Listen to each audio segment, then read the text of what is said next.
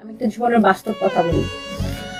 ধরেন আমি যদি বিয়ে করিও আমি কারোর সাথে অ্যাডজাস্ট করতে পারবো না। কেন অ্যাডজাস্ট করতে পারবো না জানেন? কারণ আমি না এক ধরনের লাইফস্টাইলে ইউজ টু হয়ে গেছি। ধরেন আমি প্রচুর কাজ করি, আমি এই ধরনের আমি মানে ধরেন এই যে এখন 3টা 4টা পর্যন্ত কাজ করতে, আমি এখন বাসায় যাবো, ঘুমাবো, সকালে উঠবো, আমি সকালে উঠে আমি আমার মতো আমি এই ধরনের লাইফস্টাইল, এবং আমার হাজবেন্ড আমার সাথে আমাকে মানে এইভাবে ইউজ টু করছে, আমি এই ধরনের লাইফস্টাইল ইউজ করি। এবং আমার হাজবেন্ড এমন একটা ভালো মানুষ ছিল না, আমাকে এত বেশি কেয়ার করতো আর এত বেশি ভালোবাসা আমি ওর কাছ থেকে পাইছি। আমি যদি আরেকটা মানুষের সাথে আরেকটা মানুষকে যদি আমি বিয়ে করি, তাহলে আমি কি করব? আমি চাইবো কি আমার হাজবেন্ডের মধ্যে যে গুণগুলা ছিল বা আমার হাজবেন্ডের কাছে আমি যা চাইছি বা যা পাইছি সেই জিনিসটাকে আমি আরেকটা মানুষের মধ্যে খুঁজতে যাবো, কিন্তু সেই জিনিসটা তো আমি ওরকম সেকেন্ড মানুষ আর দুনিয়াতে পাওয়া যাবে না।